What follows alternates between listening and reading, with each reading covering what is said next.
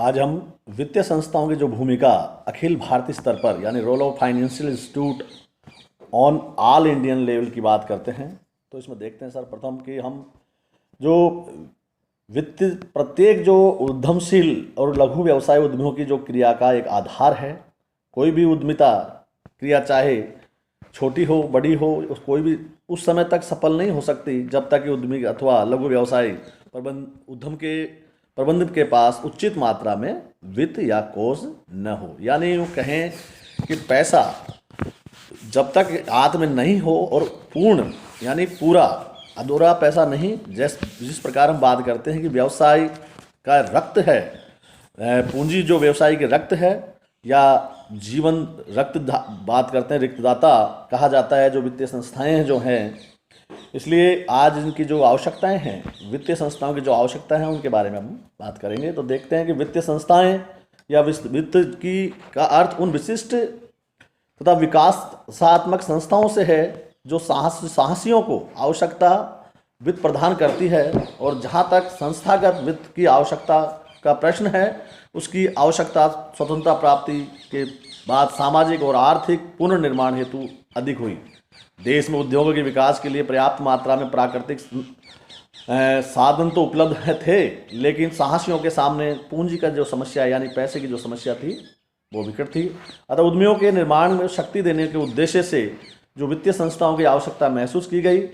संस्थागत वित्त की आवश्यकता के संबंध में नेविन ने कहा है कि सरकार की आर्थिक नीति की निर्धारण की गई प्राथमिकताओं की पूर्ति एवं सामान्य विकास के कार्यक्रम के लिए निष्पादन के लिए एक सुदृढ़ जो वित्तीय मशीन यंत्र का होना आवश्यक है। इसी में नियोजन की संगतता एवं व्यवहारिकता निहित है। अब बात करते हैं क्या कारण है कि तो विकसित एवं असंगठित पूंजी बाजार का अभाव।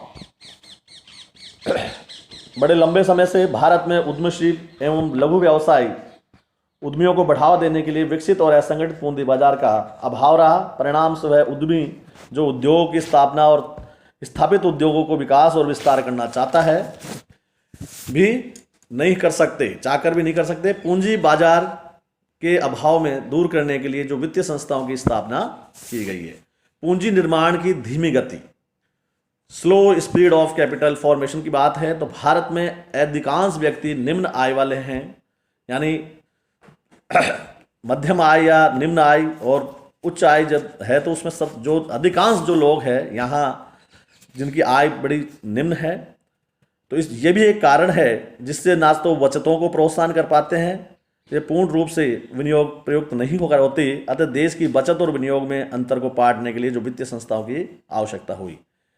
ऐसे पूंजी निर्माण के कार्यक्रम की अगर बात करें, कैपिटल फॉर्मेशन प्रोग्राम की अगर, तो द्वितीय विश्व युद्ध के बाद देश के विभाजन के से 100% अर्थव्यवस्था के पुनर्निर्माण संगठन और पुनर्निर्माण हेतु विशाल वित्तीय आवश्यकताएं देश के सामने आई। अब इन सब की जो पूर्ति तत्कालीन संस्थाओं को पूरा करना होता है, यानी उस टाइम राजा महाराज साहूकार इनसे उस वित्तीय जो बैंकिंग संस्थान इतनी मजबूत स्थिति में नहीं थी। वर्तमान में तो जो बैंकों का जाल है बड़ा बिछा हुआ है, सरकारी और प्राइवेट और व्यापारिक सारी बैंकों के। शर्मीली पूंजी सेम कैपिटल की बात करते हैं कि भारत में कुछ भी पूंजी का निर्माण होता था तो उसका भी लाभ पूरी तरह उद्योगों को, साहसियों को नहीं मिल पाता था। उद्योग के स्वाभाविक रूप से जोखिम होती है और दूसरी ओर भारतीय लोग जोखिमपूर्ण कार्यों में पूंजी लगाने की अपेक्षा उसे अपने पास सुरक्षित रखना, यानी जो पैसे की प्रकृति है कि चलता रहे, लेकिन क्योंकि हम यहाँ लोगों की जगह कि पैसा इकट्ठा करते हैं और उसको विनियोग नहीं कर पाते, तो दबा के रखने से धन नहीं बढ़ता। प्रतिस्पर्धा का सामना की बात है, फेस टू कंपटीशन की बात है, तो व्यावसायिक क्रियाओं में सर्वदा प्रतिस्पर्धा रही है और रहेगी। ऐसी स्थिति में इसका सामना करने के लिए जो विज्ञापन है, नई वस्तुओं का उत्पाद है, वितरण है, उपभोक्ताओं को प्रेरणा है, अनेकानेक साधन तथा विधियों का उपयोग किया जाना उचित है। किंतु इन सब के लिए जिन निजी साधनों से पूंजी की व्यवस्था की जाती है वह कम एवं महंगी होती है, यानी उसकी जो रेट ऑफ इंटरेस्ट है वो ज़्यादा है। तो इस वजह से संसाधनों की का गतिशील की बात है, मोबिलिटी ऑफ रिसोर्सेज की बात करें तो देश में अनेक भौतिक एवं मानवीय संसाधन तो है, किंतु उनका अधिकतम जो है, जो उनका सर्वोत्तम उपयोग है वो नहीं हो पा रहा। तो विशिष्ट जो वित्तीय संस्थाओं की आवश्यकता इसलिए भी हुई कि संस्थाएं जो संसाधनों को गतिशील बना सके और उद्यमशील क्रियाओं को प्रोत्साहित कर सके। योजना का आरंभ करने की बात है, स्टार्ट टू प्लानिंग की बात करें तो 1951 से देश के नियोजन का कार्यक्रम प्रारंभ हुआ। योजनाओं के जो पंचवर्षीय योजनाएं हैं, उद्यमिता विकास को प्राथमिकता दी गई। उद्योगों के विकास के लिए पूंजी संबंधी आवश्यकताओं को पूरा करने के लिए जो वित्तीय संस्थाओं की आवश्यकता हुई।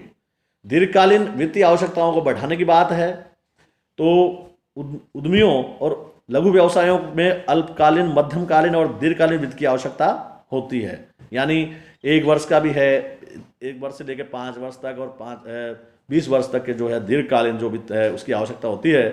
किंतु इसमें उद्यमियों को दीर्घकालीन वित्त की आवश्यकता अधिक बढ़ गई। इसी कारण यह है कि उद्योग लगाते ही यह आवश्यक नहीं है कि लाभ प्राप्त हो जाए, उसे तो धीरे धीरे प्राप्त होता है। इससे अतिरिक्त दीर्घकालीन वित्तीय जो वित्त सस्ता भी पड़ता है। ऐसी दशा में वित्तीय संस्थाओं की आवश्यकता महसूस हुई और जो दीर्घकालीन वित्त की सुविधा प्रदान कर सके। यानी थोड़े समय के लिए तो अल्पकाल के लिए नहीं, लेकिन लोग दीर्घकाल के लिए जो उद्योग धंधे स्थापित करते हैं कि उसके जो प्रॉफिट होता है धीरे धीरे प्रथम 1-2 साल में तो ऐसी स्थिति में नहीं रहता, और जैसे जैसे टाइम होता है वैसे वैसे वो जो अपने पकड़ और बढ़िया मजबूत स्थिति में और आर्थिक स्थिति में, प्रॉफिट की स्थिति में आ जाता है व्यवसाय। अविकसित और असंगठित पूंजी बाजार की बात करें तो भारत में अविकसित असंगठित पूंजी बाजार की एक कारण है जिसके फलस्वरूप विशिष्ट जो वित्तीय संस्थाओं की आवश्यकता हुई। भारत में पूंजी बाजार असंगठित, अविकसित और अनियमित। इसके अतिरिक्त जो भी है उसे ब्याज की दर शर्तों में कठोर होने के कारण लघु व्यवसाय उद्योगों को विशेष उपयोग नहीं कर पाते थे। पहले जो स्थिति में है, सेठ साहूकार जो बड़े पैसे देते थे तो वो बड़ी ऊंची दरों पर, तो इसी वजह से इसकी इन जो संस्थाओं की जो है आवश्यकता। व्यापारिक बैंकों से वित्त प्राप्त करने में कठिनाई। व्यापारिक बैंकों से लघु व्यवसाय उद्योग को वित्त प्राप्त करने में कुछ कठिनाइयों का सामना करना पड़ता है, जैसे चल संपत्तियों के बंधक पर ऋण, अल्पकालीन वित्त की पूर्ति, अनेक औपचारिकताएं, छोटी इकाइयों की उपेक्षा एवं ऋण प्राप्ति में अनिश्चितता आदि। अतः इन संस्थाओं वित्त होने पर कठिनाइयों से छुटकारा पाया जा सकता है। आधुनिकीकरण एवं नवीनीकरण यानी मॉडर्नाइजेशन और इनोवेशन की बात करते हैं तो लघु व्यवसाय उद्यमियों को आधुनिकतम एवं उसे चलाने के लिए जो तकनीकी नए साधन, नए मशीनरी, नए उत्पाद एवं कंप्यूटरीकरण आदि के लिए संस्था में वित्तीय आवश्यकता होती है। इसके अतिरिक्त जो व्यावसायिक स्थल है यानी वो जो स्थान है, कार्यालय एवं जो सुख सुविधाएं प्रदान करने के लिए भी वित्तीय संस्थाओं की जो है आवश्यकता होती है। यानी जो डेकोरेशन की अगर बात करें, साज सज्जा, तो उसके लिए भी जो है जो वित्तीय संस्थाएं की आवश्यकता पड़ती है। व्यावसायिक उद्यम की स्थापना और कुशल संचालन की बात करते हैं तो व्यावसायिक जो उद्यम की स्थापना के लिए रजिस्ट्रेशन कराने के लिए वित्तीय आवश्यकता होती है।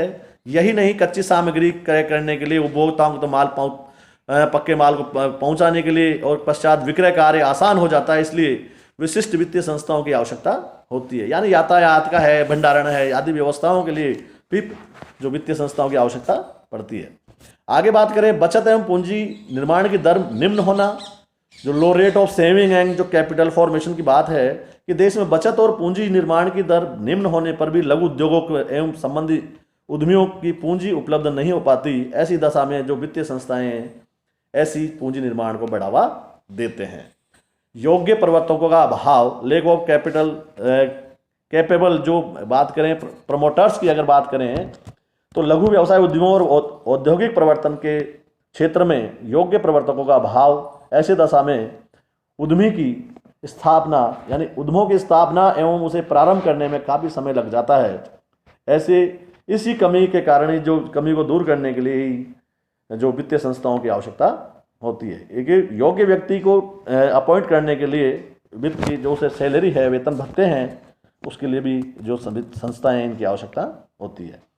चालू जो संपत्तियों की व्यवस्था की बात है कि उद्यमशील लघु व्यवसाय उद्योगों को चालू संपत्तियों हेतु वित्तीय व्यवस्था करना आवश्यक हो जाता है।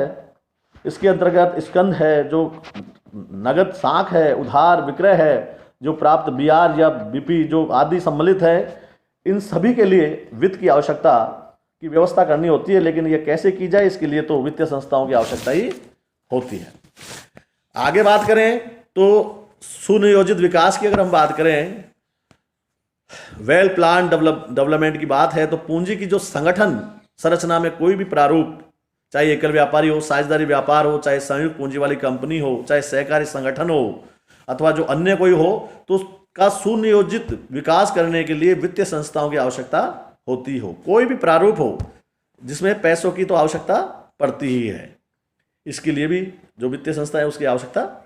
औद्योगिक वातावरण का मूलभूत रूपांतरण की बात करते हैं कि औद्योगिक वातावरण मूलभूत रूपांतरण जैसे सूक्ष्म से लघु उद्यम, लघु से मध्यम उद्योग, प्रौद्योगिक विकास विस्तार, नवाचार आदि के लिए कम तथा अधिक वित्त की आवश्यकता होती है। इनकी पूर्ति के लिए भी जो वित्तीय संस्थाओं की आवश्यकता होती है।